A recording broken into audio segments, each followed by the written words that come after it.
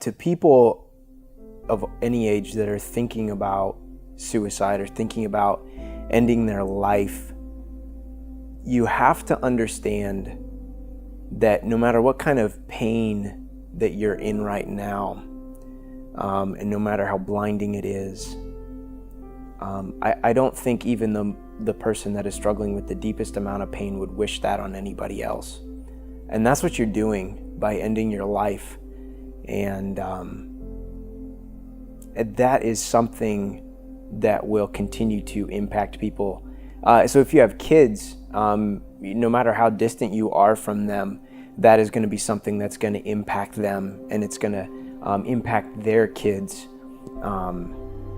If you have friends or anybody like that, it's just going to be a ripple for them, and they might be then more susceptible to commit suicide themselves.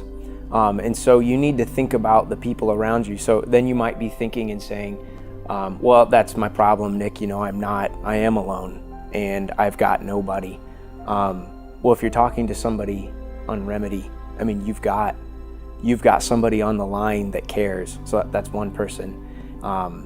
And suicide is such a powerful thing in the sense that if they were to talk to you and then you were still to go and end your life, that is something that would just crush their world.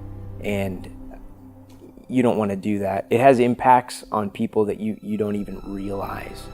Even the people that you think don't care.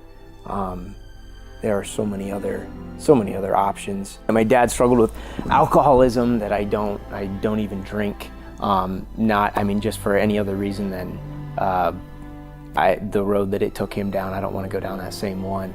I've been very fortunate to not have struggled with depression. I love my life. I love my family, my wife, my kid. Life is good. And I think that's because I've made decisions that my dad didn't. So I've been very, very blessed to not have to deal with any of that.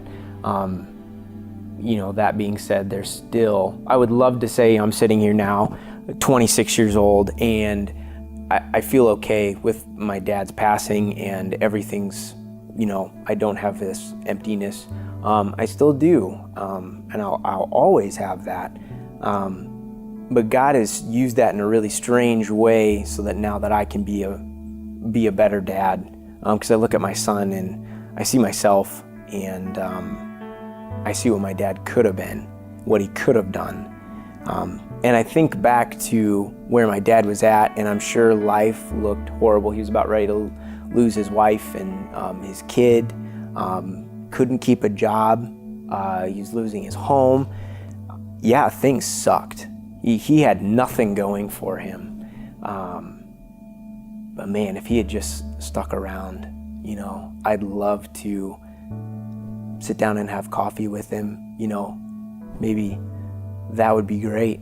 But he missed out on that because he chose not to. Things would have kept sucking for a while after that, I'm sure. But if he had just stuck it out, I think things would have gotten good again. But I guess we'll never know. The last couple years of my dad's life, strangely, were beginning to take a turn. And I think this is in part to my mom's influence of leading him to Christ. And so he did make that decision, and he was going through some Bible classes before he passed. And again, reading through his journal, you see him being a very real person, a very tortured person, but you also see him with this faith, an infant faith, where he talks to God about his issues, but has a very real faith in who Jesus is. And so, the evidence seems like he was a believer, and it would stand to reason that I have some hope that when I get to heaven too, I get to see him again. That'd be great. Now, obviously, I wasn't there, and I'm not God, so that's between him and God. And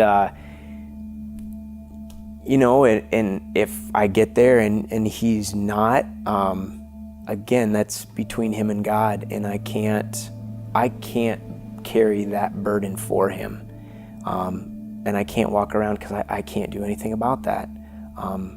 I just have me right now. And I've heard different people say, not to me specifically, but if someone commits suicide, they're going straight to hell, just because that's suicide. Obviously I don't agree with that. My dad seemed to have a saving faith in Jesus, and that's all I can go on. And my job is not to worry about that, though. Whether he's in heaven or not with Jesus was his decision, and he made a lot of bad decisions and he made a lot of good ones, but my job's to be a good dad now. It's my turn to do this right, so.